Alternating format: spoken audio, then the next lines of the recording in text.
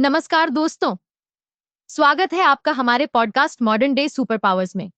आज हम बात करेंगे उन महाशक्तियों की जिन्होंने आधुनिक विश्व को आकार दिया है और साथ ही हम यह भी जानेंगे कि ये शक्ति संतुलन ऐतिहासिक संघर्षों से कैसे अलग है।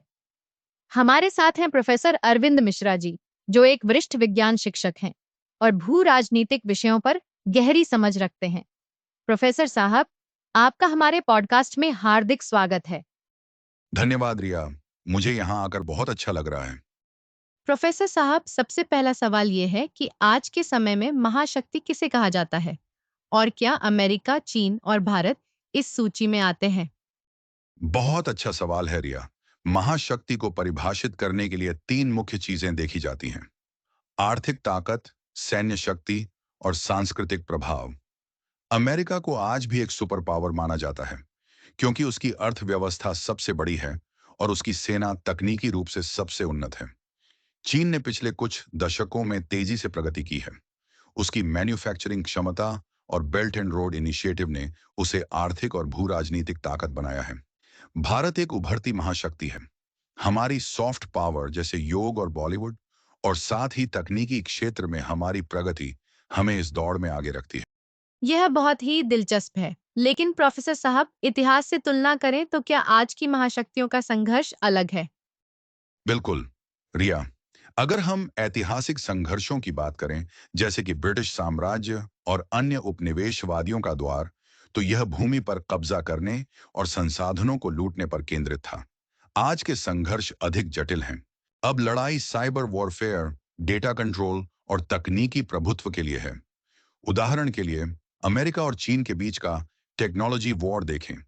हॉवे और टिकटॉक पर प्रतिबंध इस बात का संकेत है कि तकनीक एक नया युद्ध क्षेत्र बन गया है। इसके अलावा आर्थिक संधियों और संस्थानों के जरिए दबाव बनाया जाता है, जैसे कि चीन का डॉलर के खिलाफ युआन को बढ़ावा देना। वाह! इसका मतलब है कि अब लड़ाई हथियारों से नहीं, बल्कि तकनीक और आर्थिक ताकत से हो रही है। क्या भारत भी इस नई दौड़ में शामिल है? जी हाँ, भारत की भूमिका बहुत खास है। भारत की आईटी इंडस्ट्री ने हमें ग्लोबल लेवल पर पहचान दिलाई है। G20 की मेजबानी और अंतर्राष्ट्रीय मंचों पर भारत की सक्रियता से यह साफ है कि हमारी आवाज को अब नजरअंदाज नहीं किया जा सकता। साथ ही भारत की मेक इन इंडिया और डिजिटल इंडिया जैसी पहलें हमें इस प्रतिस्पर्धा में आगे ले जा रही हैं।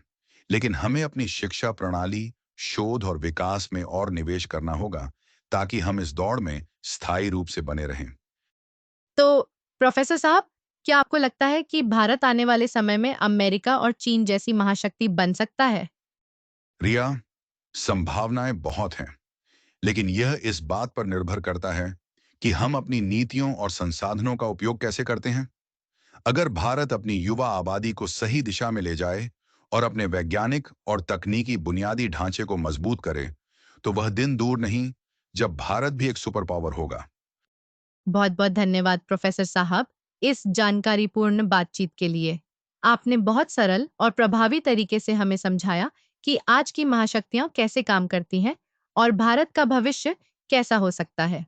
दोस्तों, आपको यह एपिसोड कैसा लगा? हमें कमेंट्स में ज़रूर बताइए। अगर आपने अभी तक हमारा चैनल सब्सक्राइब नहीं किया है, तो कर लीजिए और इस पॉडकास्ट को लाइक और शेयर करना न भूलें। मिलते हैं अगले एपिसोड में, तब तक के लिए जय हिंद।